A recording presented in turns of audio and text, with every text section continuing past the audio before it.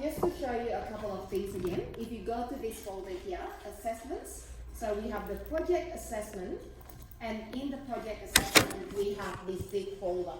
So the zip folder is actually a project in Visual Studio.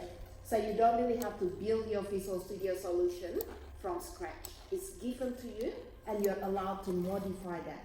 So I'm going to show you what it looks like in Visual Studio IDE, and I'm going to talk about what we have to do there. Now, another thing that I have added here is the due date. So the due date is going to be 2 weeks from today, actually a little bit more than 2 weeks. So this is on the Friday, 16th of June. So we have 2 weeks and a few days, all right? It shouldn't be difficult to finish everything. So by the end of the week, this week, we are actually going to cover all the topics required for all assessments. So that means you can just focus on the assessments when you come into the classes next week and the week after as well. So that is the part when I really want you to show me what you have done, in every single class, and then what you need to do next. You can ask for my feedback, for my advice as well, and I can give you some guidance with the project assessment and also the last knowledge assessment. So the last knowledge assessment that I haven't put in the folder yet is about testing. So that is what we're going to focus on this week. Now, so this is just to remind you again, guys, the due date is about 2 weeks from today. And then I'm going to take you to our project. So the project that we have here, if you have a look again, this is a project that is given to you. We have the form, right? So the form doesn't have any implementation yet. So we have a list box with the list of the employee details, and then we have a text box to enter the hours worked. So if you have a look at these two inputs here, we want to be able to select the employee, and then we can enter the hours worked for that employee. And then you click the calculate button, and then it's going to display the payment summary. So that is the first thing that you have to implement. So once you have displayed the summary, then you can implement the second button here, which is the save button, and it's going to save the file as a CSV file. Now, in order to complete the two requirements, you need to look again at our previous examples. Not just the very last one, but also the one before when we are using CSV helper in order to save and to read the data, right? Now, let me just show you quickly again. So if I go back to this form, and then this is the UI that's given to you, and you have to implement the UI. Let's have a look at the code behind that. So I'm going to check the code in this form here. If you look at the code, it will tell you what you need to do in each of these methods here. So in the constructor method, you need to add the code to complete the implementation to populate the list box. So what that means is, what you need to do in here is to read the information from the CSV file. So which CSV file? Employee CSV file. So read all this information, and then you need to convert that into objects. So what is going to be the type of the objects? It says here, payslip objects. So create a list of payslip, then you can add all this information into the list. Now, have we done something like that before? Yeah? Yep. Not in the very last example, but before that example. Remember when we worked with creating lists of objects? And how do we get the data for the list of objects? We got that from the CSV file. So go back again to your example, the one that we did in class about CSV helper. So how do we read and how do we write? So that is going to help you with that part. Now, so this part here is basically just to read the information, and then after you store them into the list, then you can display all the information on the list box. So if you look at the next part of the requirement, it says then binding the data to the list box. So when I run it, I want to be able to see the employee details on the list box, right?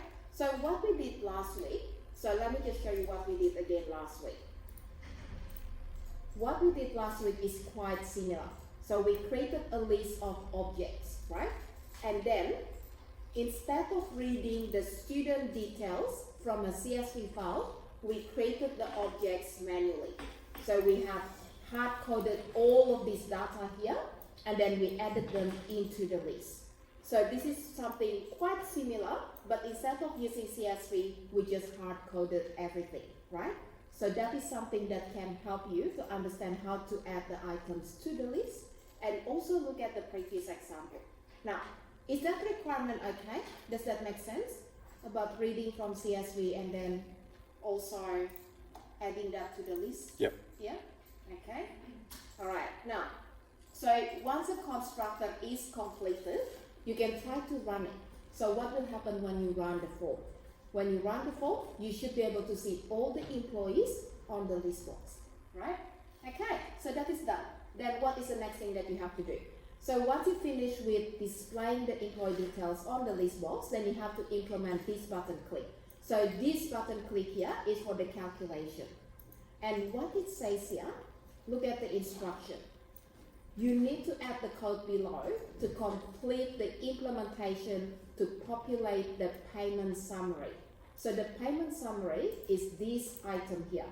So if you have a look at the payment summary, where do we want to display the summary? In the properties window, it tells you that this is actually a text box. So the name of the text box is text box 2, and this is where we want to display the payment summary, right? So let's continue reading again. So the payment summary text box 2 should display all the information about the payment. So how do we get all this information? We are using the payslip class. We are using the pay calculator no threshold or with threshold class objects. So what it basically says here, you need to call the right methods in the right class in order to perform the calculation, right? So we'll go back to the payslip and the pay calculator classes after I look at this requirement. So let's go to the last requirement first, and then we are going to go to the other classes. So the last one that you have to implement is the save requirement. So how do we save to a CSV file? So this is something that I'm going to show you again sometime next week. So when we save the data, we need to make sure that the name of the file is going to be a specific name. So what is the name that we want to use? So we start with the pay underscore and then the full name of the employee underscore, and the value that you have to generate here is a date time now value. So that shows the current date and the current time. So that is going to be the name of the file that you have to create every single time you click the button. Now, so what kind of data that we should we should store in the CSV file? We need to store all this information. So the employee ID, the full name, the hours worked, the hourly rate, the tax threshold, yes or no, and then we have gross pay, and then the tax amount, and then the net pay, and the superannuation. So these are all the information that you want to store in the CSV file. So go back again to our example about writing the CSV data, yeah? Now, so the biggest part is probably in here, is this part here. Because in order to implement the calculation, you need to start working with the classes, right? Yes, Alyssa?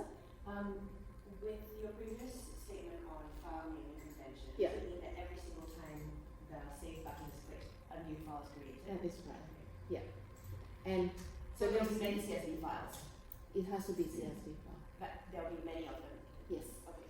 that is correct, yeah.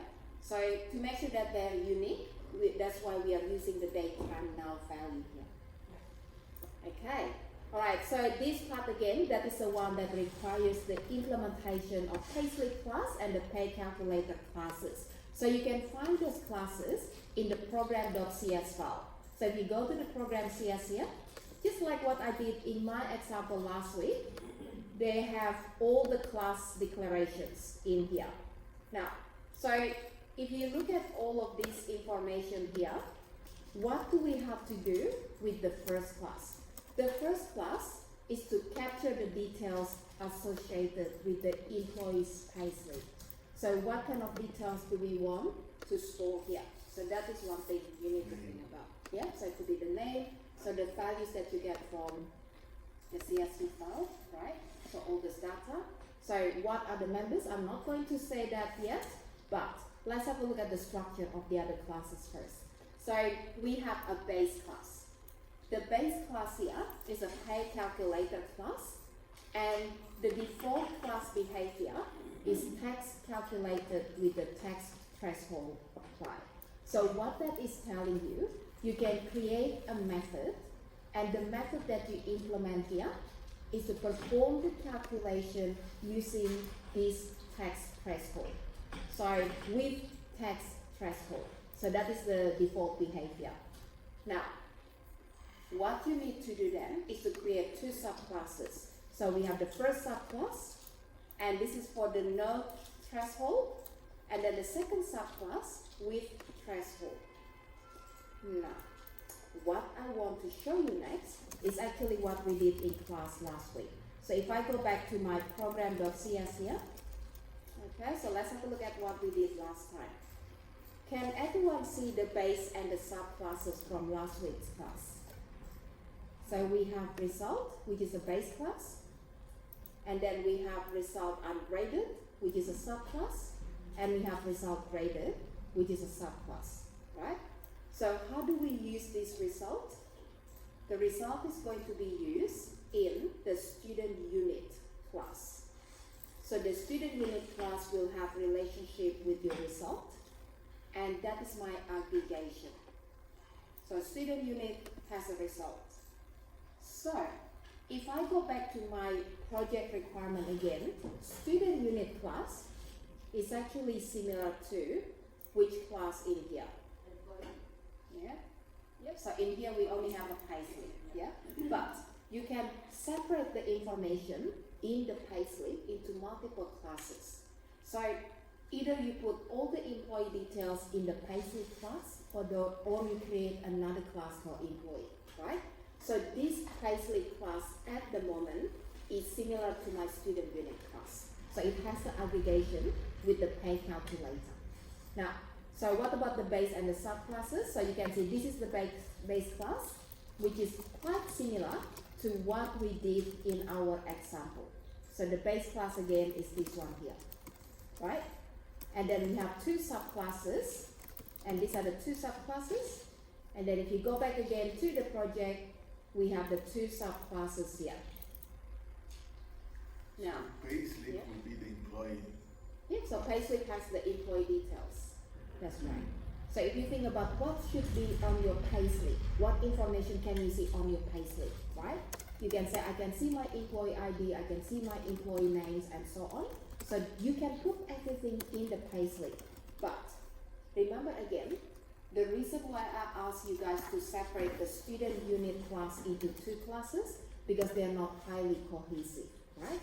So if you can, once you finish with the implementation of payslip and you manage to make everything work, I want you to try to think about the design.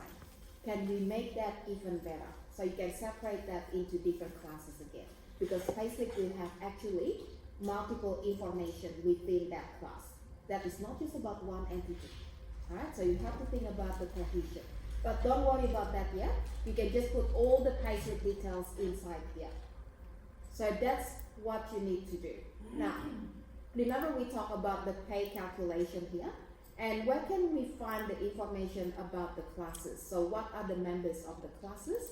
You can go to your project document. So open up the project document, and it's going to give you some suggestions. So the initial members of the classes, they're actually suggested here. Alright, so let me just go back to the requirements, and then let's have a look at that part.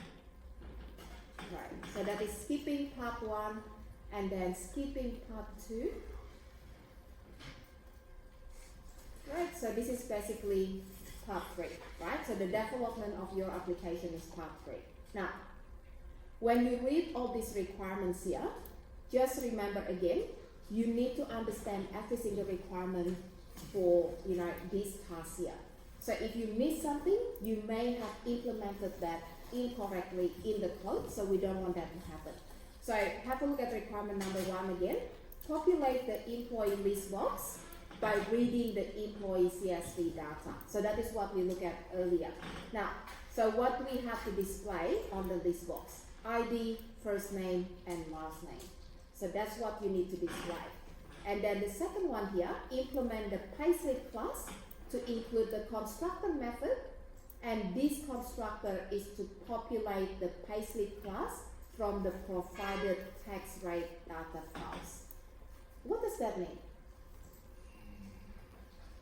So first of all, we know that we have to define a constructor in the payslip class, right?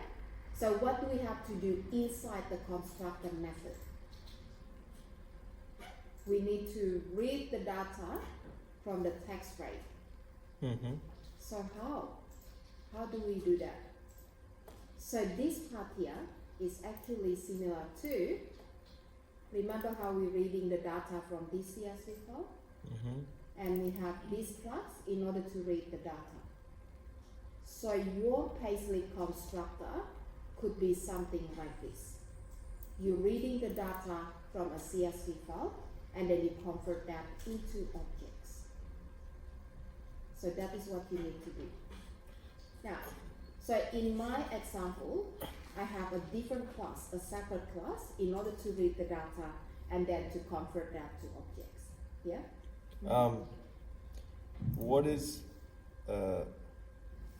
the difference between a constructor and a method in this case? Because I thought constructor was, you know, how you had the constructor, you had the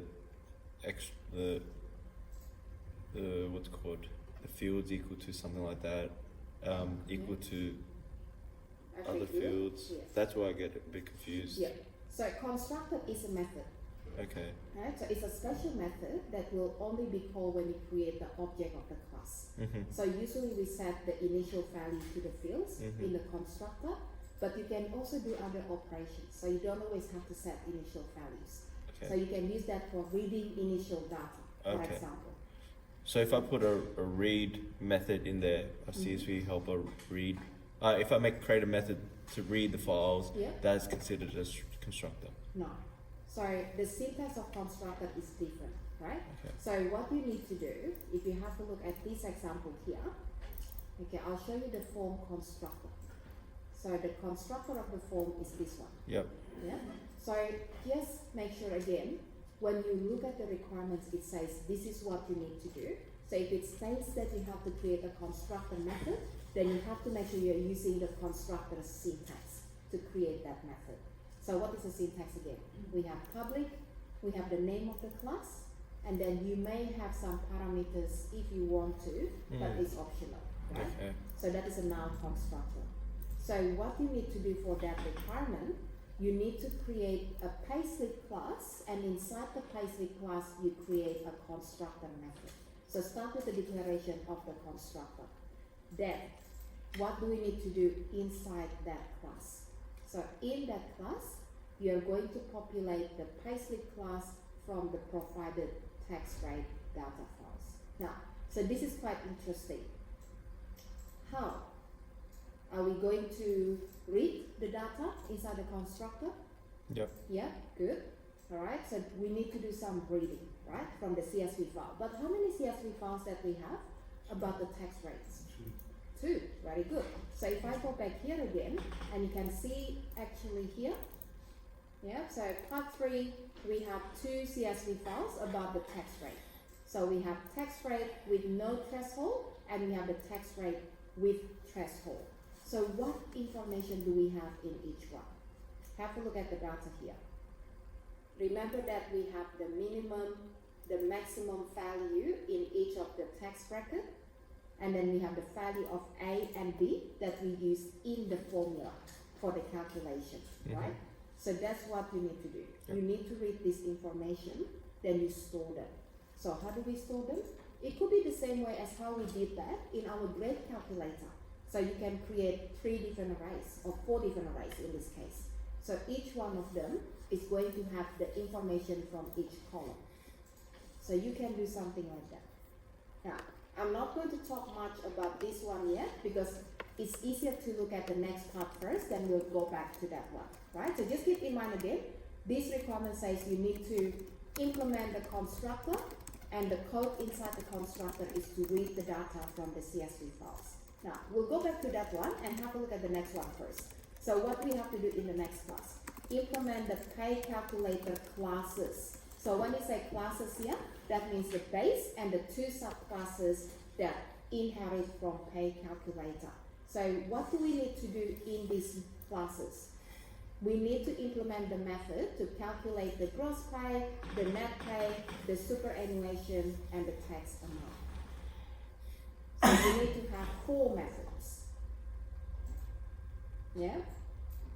Make sense? Are the methods already created in there? Yeah.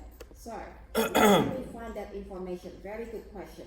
So going back again to the next requirement, you can actually see there is another file inside this folder called this one. So the preliminary requirements.pdf. Can you see that one? Yeah? So that has the suggestion for the classes and the members of the classes. So I'll show you what we have here.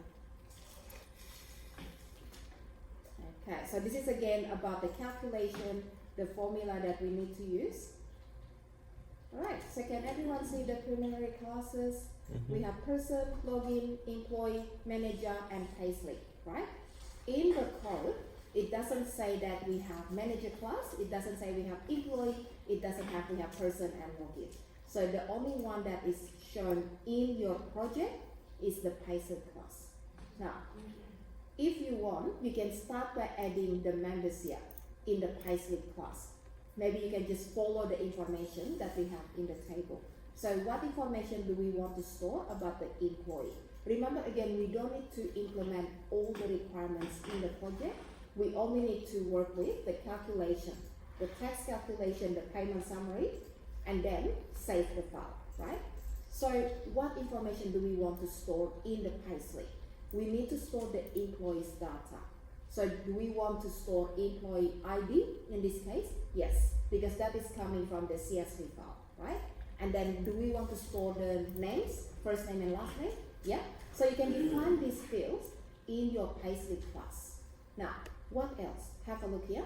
It says week number, so if you want, you can add the week number as well. But from your form design, there is no place to add a week number, right? So what value do you want to use here? Well, probably you can just leave this out for now. We don't really need to have the week number, right? And then what about the week hours? So is that going to be how many hours that we work? Yeah. So do we need to define that member in the payslip class? Yeah, because otherwise you don't have any place to store the hours. Remember how the form has that text box where we can enter the hours? So you can define a field in order to store the hours worked for that week. Now, so the next part here, is that something that we have to implement? No. No, right? So you don't really have to have that one. How about this one? No. No, yeah. And then this one, approved by? Yes. Yeah, so it's a part where we can specify the name of the manager who approved that. Do we have to implement the approval part of your payslip? No. So that means you don't really have to worry about that yet, right? So the classes that is given to you here, they give you the overall view of all the classes to implement every single requirement in the project. But part 3 is not to implement all the requirements. So part 3 is only to partially implement the requirements. So in this case, you can kind of pick which one do I need, right? So you don't have to have the approved by field. We don't need to worry about that requirements yet. Now, in that case, we don't have to worry about the approval date as well. Then do we need to have the gross pay result calculated here? No. Yeah.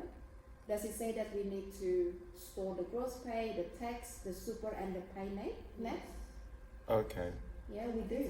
Yes. So we need to have these 4 fields in your payslip class.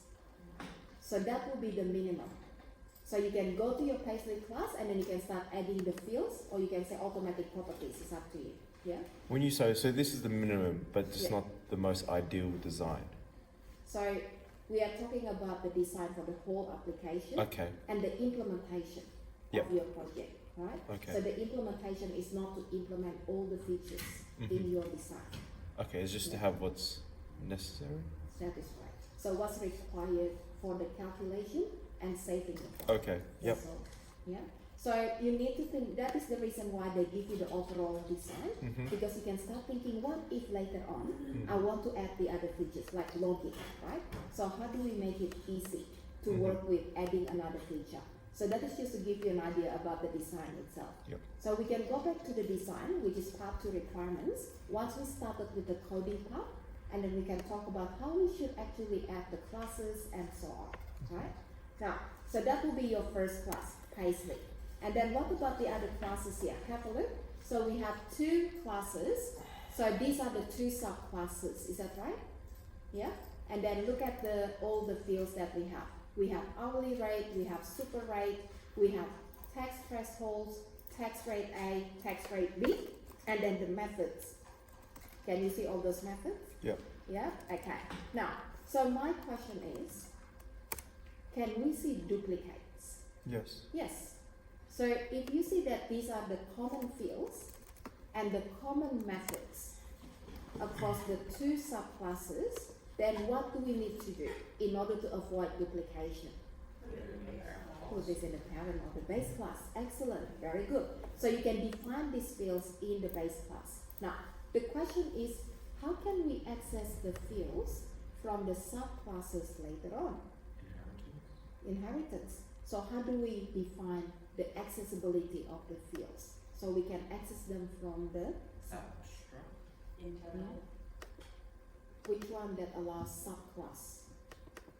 subclass. Yeah, to the subclass to access the fields. Yeah. Access the fields. Yeah, And so- how to access the parent fields.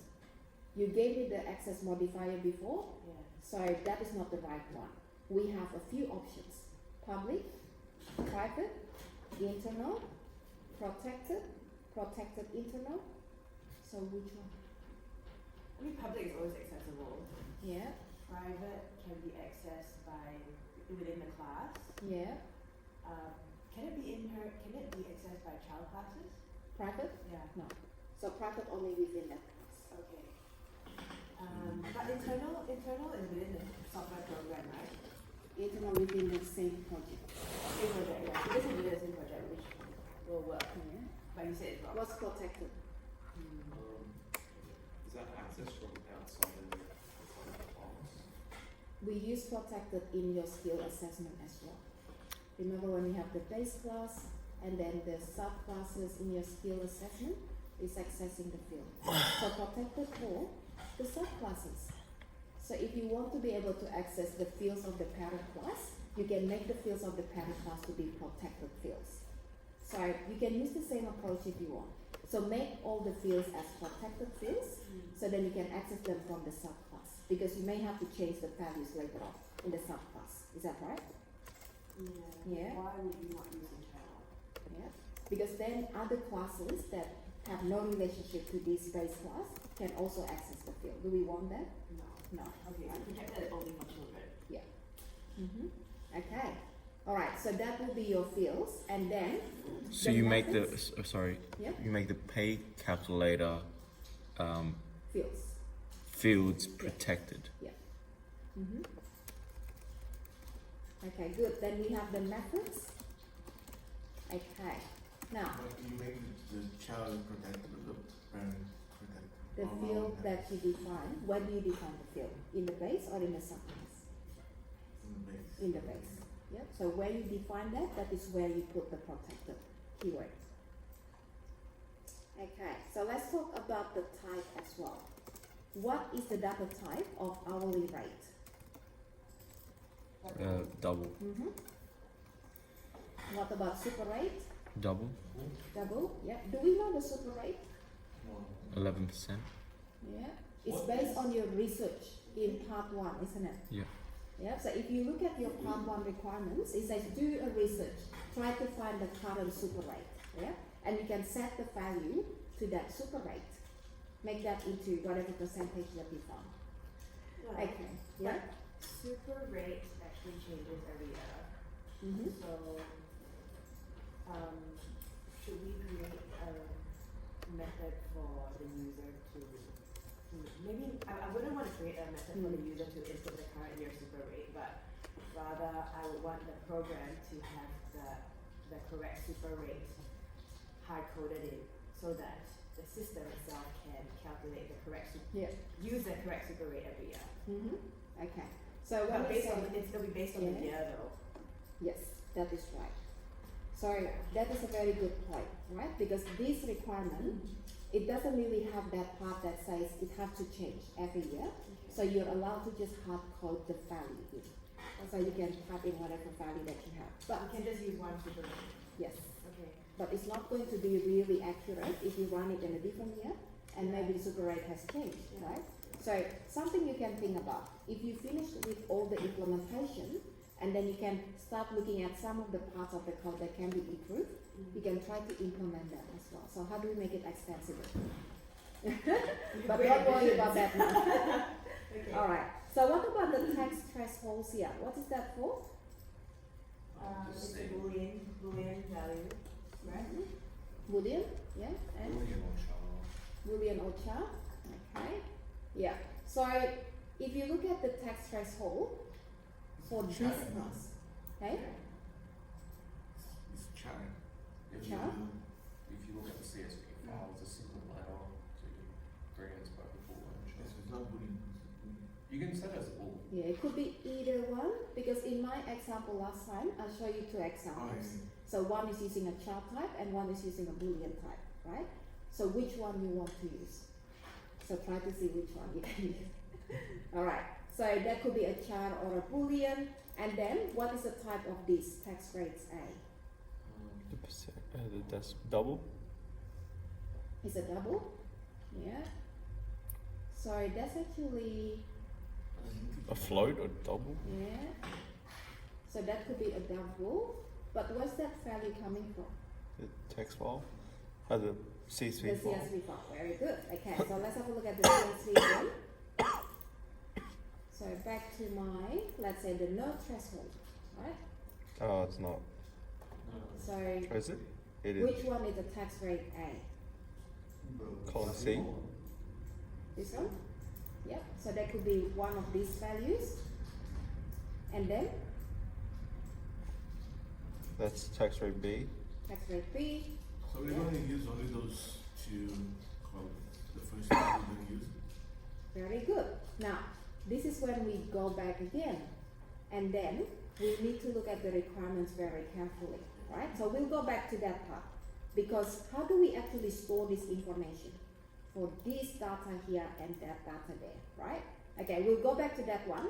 So tax rate A, that will be one of the values here, and tax rate B will be one of the values. Does that make sense?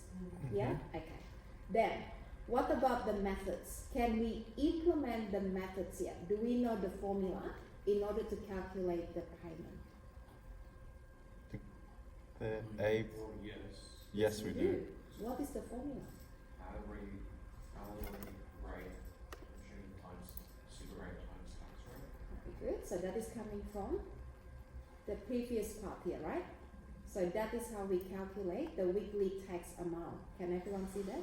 Yeah. Now, if you can implement the method, then just implement the method. So what is the value of A here? The A column. Yeah, so this A column, very good.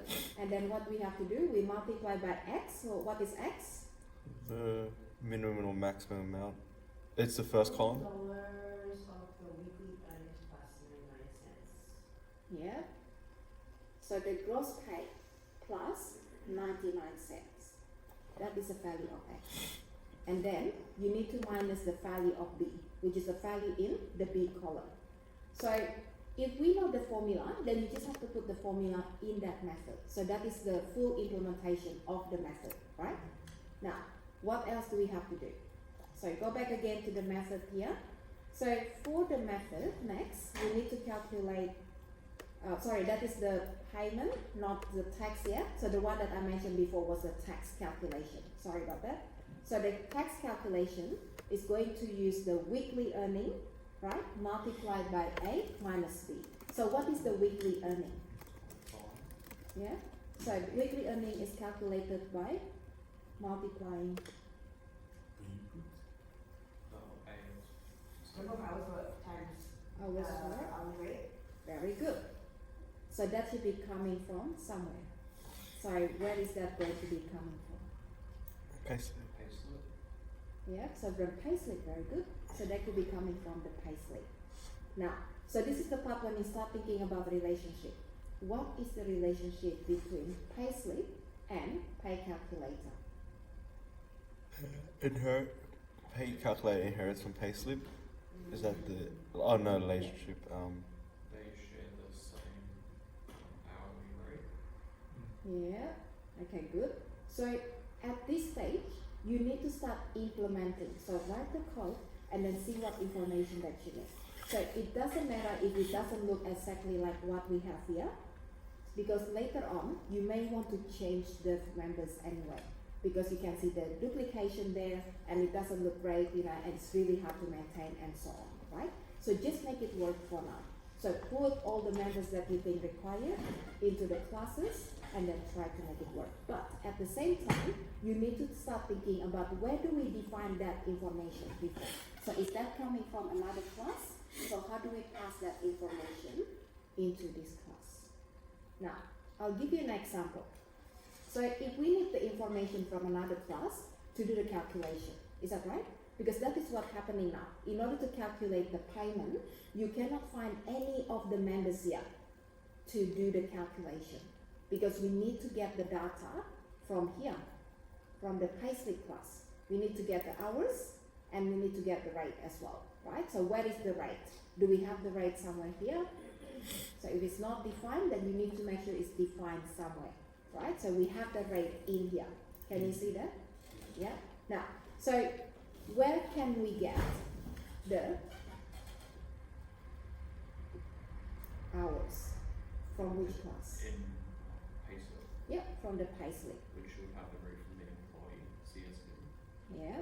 So what does that mean? If you have to get the information from another class, You got an inheritance. Not necessarily. not inheritance, but You it could be It could be in two ways. What? Wait, what? we did that in the two examples. In the example last time, two different ways. Are you saying to use the class as another property or field? Very good. So that is one way, right? So how? Have a look at what we did again here. So that is my last example. The student unit requires information about the result. So how do we create that relationship? We can create aggregation. So that becomes a member of one of the classes. Okay, hello. So, The result becomes a member of the student unit class. yep. So then you can access the result fields. So the hourly rate in the week is the same thing or not? So these two, okay. So there are two different things, right? So let me just go back to this again. Hours, the number of hours that the employee worked. It's in the payslip. Mm-hmm. And then the hourly rate, that is the one coming from the CSV file. Because it says on the payslip, take the hour.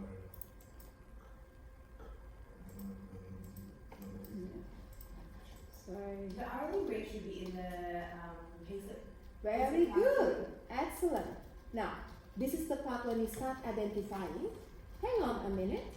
So is this information belong? Does this information belong to this class or that class? So if you think about the hourly rate, are we describing the hourly rate for a specific employee, or this is the hourly rate for a pay calculator? Specific. For a specific employee. For a specific employee. So that is when you can move the field.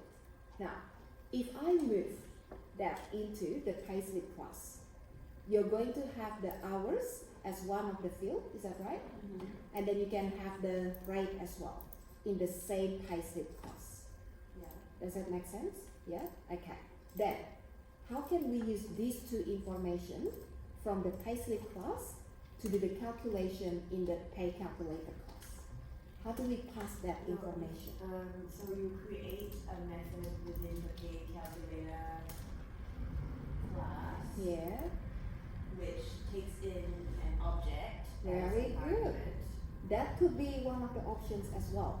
So imagine that you're going to pass an object here, right? So that is similar to what I did in another example actually.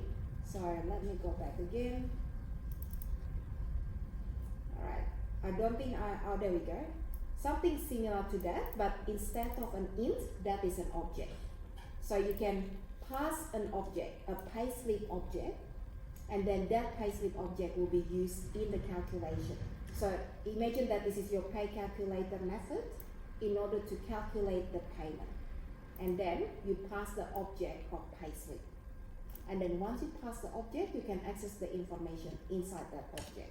Or what about creating a property so that becomes, something that you can access inside the class.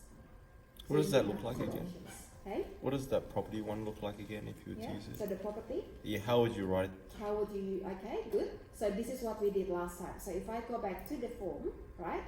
So what did we do with the result object? We have a result object with the information, yeah? Just have to the demo. Yep. I think so.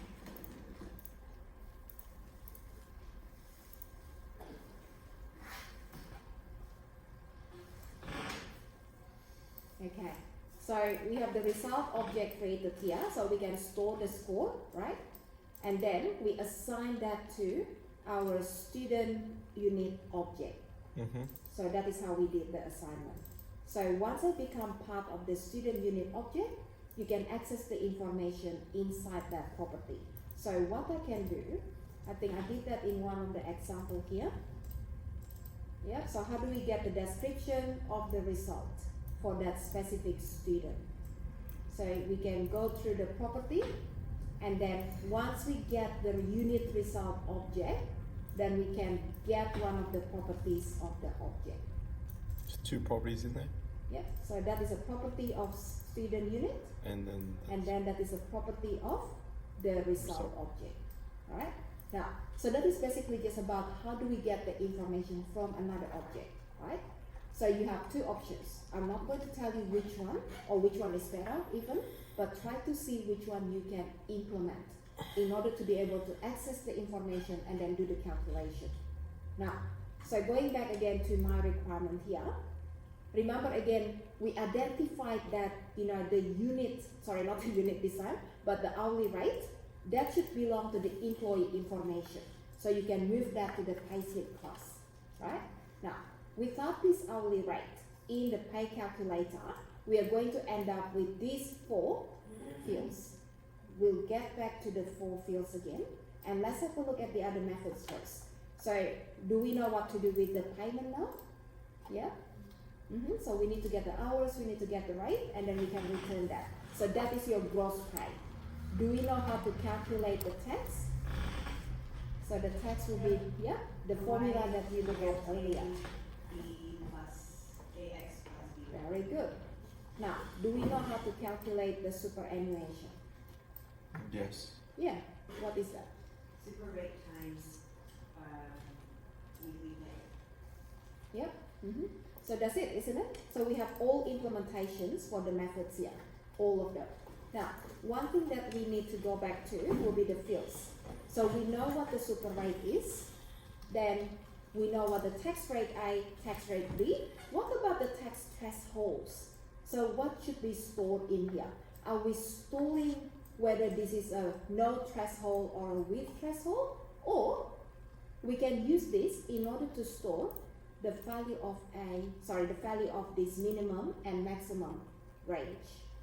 So that can be broken up into 2 parts. You can say tax threshold minimum and then tax threshold maximum. So you can store the information from here.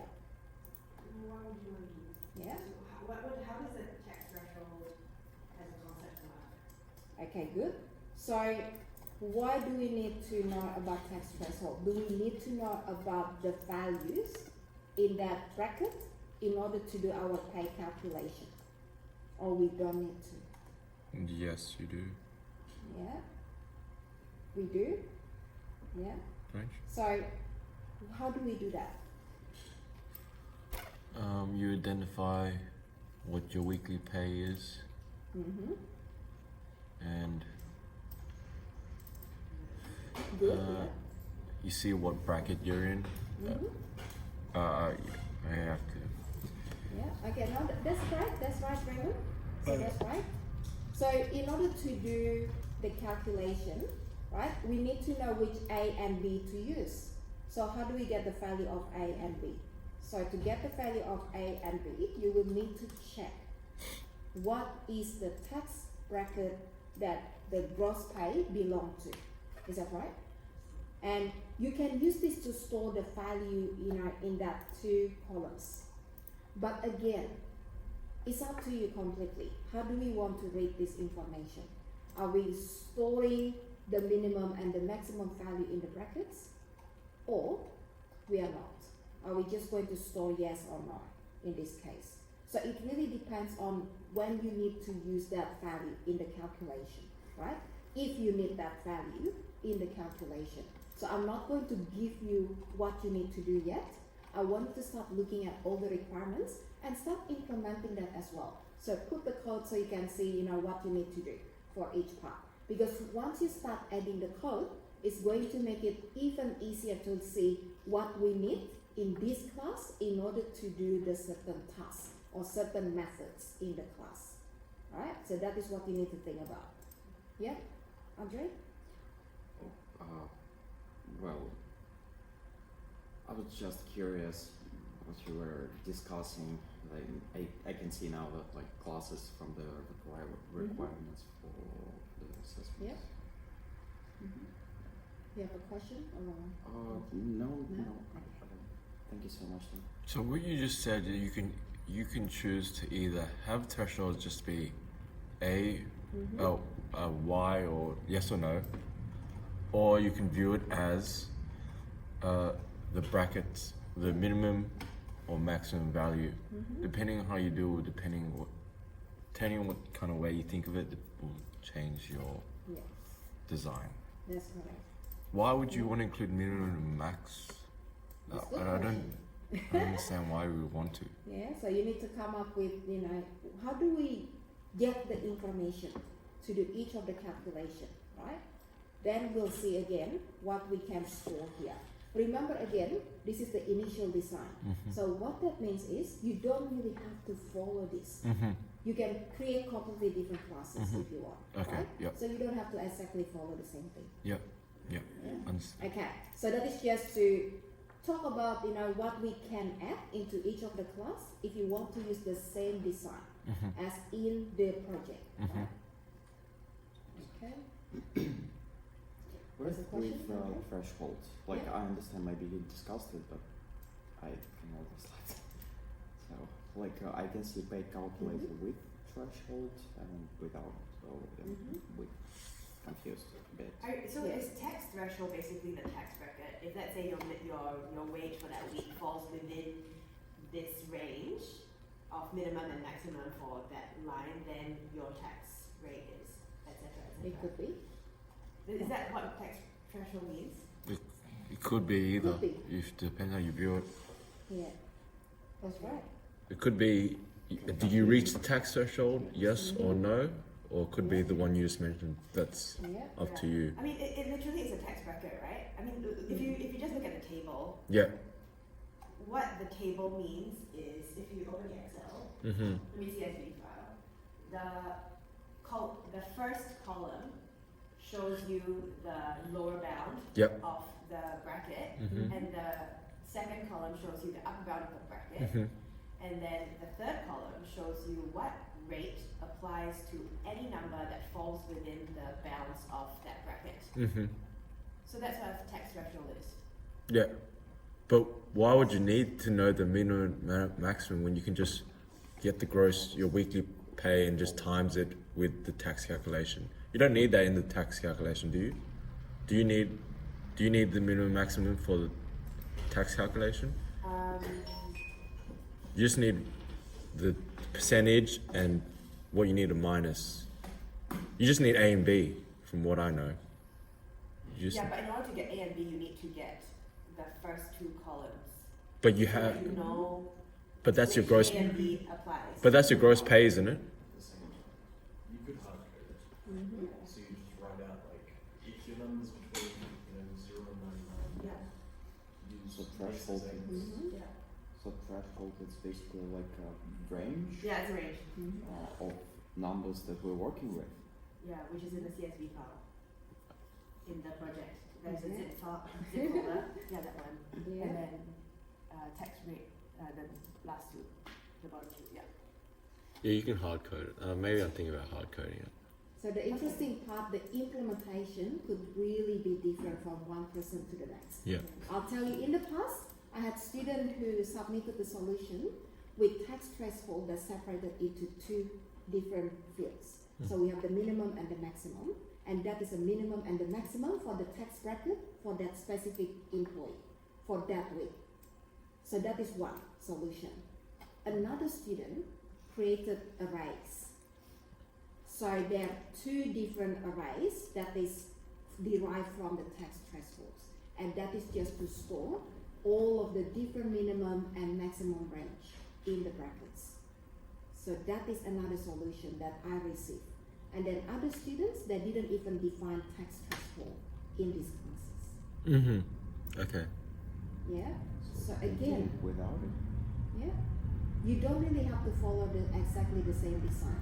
At the end of the day, you just have to make sure you complete the requirements, and you have to come up with the design that you think is the best for the implementation. So this is just the initial suggestion, right? So you can add all these members and then use this in your classes. But again, you don't have to use them if you don't want to. Now, so you need to look at the requirements and then try to create your own design. That is the idea, right? So when I say the design, that means your code can be implemented in so many different ways. The number of classes, the number of members in each class, and so on could be different. Yeah? Yeah. I completely misunderstood initially what text head threshold was, because usually in the text form there is this box where you that they ask, do you want to apply the minimum, I think the text Pre-threshold. threshold? Yep. Do you want to apply the text free threshold to this page? Yeah. Mm-hmm. You either tick yes or no. Mm-hmm. So I thought that's why I said Boolean. Mm. But Yeah, it's just No, that's what we all. Boolean. I kind of all thought that. Huh? I thought that as well. Yeah. Exactly. So now I understand it's actually a ring. But Yeah, it could be that. It could right? be. It could be that. So basically that's minimum and maximum for one. And Could be. Use Yeah, this could be. version of this file if the- Alright. So I think that's all that we have from these classes. Now, if you want to follow exactly what we have here, remember again, we identified the rate to be in the payslip class, right? So we don't want to define that in the pay calculator class. So just make sure you move that to the payslip, and then everything else, you can just copy and make them the same as the required fields and methods. Then after you implemented all the code, then you can see duplication. And then how do we make that into better design? And that is when you start moving things around. So maybe move the code into the base class. And then after that, you're going to start implementing that in different ways. You know, change the implementation in the methods, add more methods, or we separate the code into multiple classes and so on. So again, it's really up to you, right? But if you don't start implementation at this moment, it's really hard to see if your code is actually correct. You don't know, right? So you really need to start writing in the code and then making it work. Now, one thing at a time. So you can start with the payslip class, for example, which is one of the easier ones. So with the payslip, you just have to have the employee details and then some of the fields that we talked about earlier in order to complete the requirements here. So only for these requirements, yeah? So are you saying to follow what the document's saying or to follow what comments say in the program? Yeah.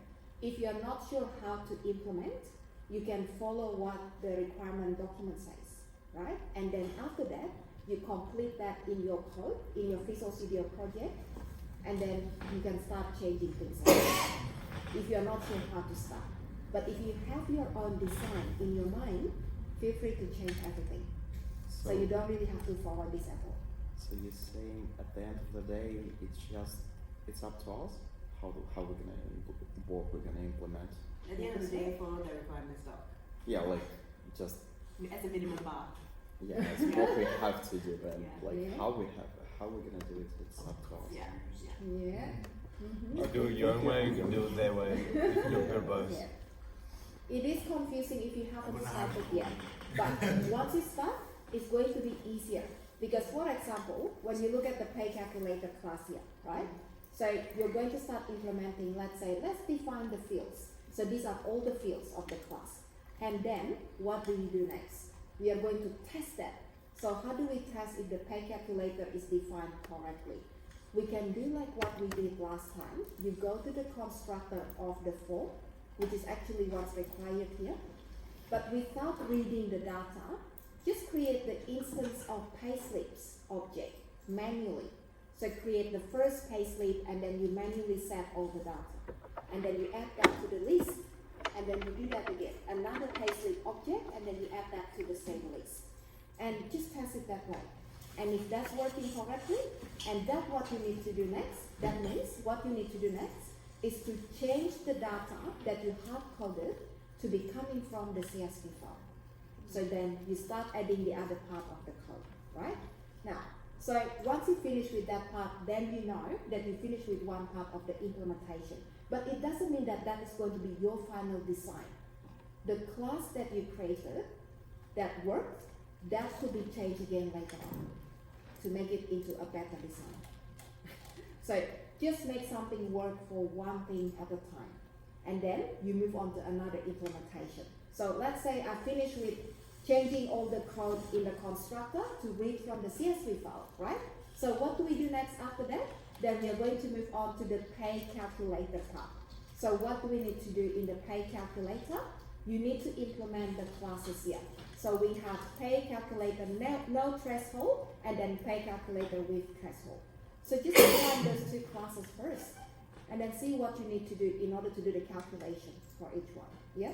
So in total, we have like 7 classes, like person, login, employee, manager, payslip, and 2 pay calculators. Like as an example. You don't need to implement everything that is in that Yeah, I mean, requirement. as an example. So Yeah. like As an example, you have many classes, yes. yeah. But you don't have to have login. So all we're gonna do is Mhm. build a calculator which can do the calculation of tax and all that. And then- save. And say that, but we can add extra stuff if, Okay. if like, is what we want as the design. Yeah. So if you finish with the requirements that says you only need to, to do the calculation and then save to the file, you can try to implement the rest of the requirements Okay, as that's well. why I was getting confused. Like I'm seeing, you're like Yeah. talking about like 2 different things. While it's That is really right. confusing. So the biggest code, the one with the login and approving the payslip, right? So that is actually for your part 2, the design of the application. Because in order to create the UML diagrams that shows the flow and then the use cases, you need to have enough features. Because otherwise, your diagram will be just like one symbol with another symbol. And doesn't make any sense. Why do we have to create UML Perfect sense diagrams? for me. So that is why, guys, just start implementing. One symbol Yeah. with another symbol seems very easy to understand. Your diagram is perfectly communicated. User calculated. Yeah. That's it. Calculate yourself. That's a good point. Oh, this is the clearest UML diagram ever. Andre, yeah. So I'm looking at the CSV file. yeah, 2 CSV files. So tax rate without threshold and Yeah. with threshold. So I'm just trying to understand what fields here. So like Okay. 0.88, 0.19. Is, So that no is threshold. something that you need to read from this document, the PDF file. So if you open up this document, I'll show you where you can get that information from. Okay. So that's the data that it represents. So for example, yeah. So this is no threshold, right? Okay, so let me open up the CSV file as well. Okay. There's Can you fields. see the maximum 88 here? Yeah, so Yeah. this one here. Can you see on my screen? Oh yes, of course. Yeah? And then this is the second column, 88. So that is the maximum in the first range. And then 371, that is the maximum in the next one. Oh, so the first one is the minimum in the first one. Yes, that is correct. So that is the minimum. Now, So what is A? What is B? what is A and B? So these two here. So that is the same as these two columns that will be used in order to calculate your text. So the formula for the calculation is So the it's one like down a here. percentage? Oh, okay, they gave us everything. Okay, Yeah. my question was incredibly stupid. Thank you so much. Have you read the requirements, Andre? Not all of it. There's a lot of letters. There's a lot, isn't it? No one's like Uh, to read. yeah. No one likes to read. So she's Peter does. Okay. It's necessary, but Yes, alright. So I think the main thing for you guys, read all the requirements again, and then try to make sense out of what you need to do, and then start implementing. So next time when I see you on Friday, I want to see some code in that project, right? So type in something. So if you haven't finished with the other parts, don't worry too much about that. We can always go back to the design. We can always go back to the requirements again. But the coding part is what I want you to focus on. Because when you do the coding part, you have the implementation. You can actually check your design as well. Is this a good design, right? Because you can see repetition, for example. Then how do we reduce that? What do we need to do? So that is when we start analyzing the design. Yeah? But you need to implement. Alright, so guys, just remember again, everything is in that zip folder, right? So you need to extract that, and you have the project that is given to you inside this folder here, and then you have all these other documents to help you to understand the requirements. Now, you need to really make sure you read that. So going back to our last week's example, this is what can help you to look at the design. So how do we separate the members into different classes? How do we create relationship and so on? And you can also go back to the week before, and we have all the examples about reading and writing CSV file. Yeah? Okay, now let's do what we want to do today. So what I'm going to show you today is about unit testing, and you can find this in the week 15 Tuesday.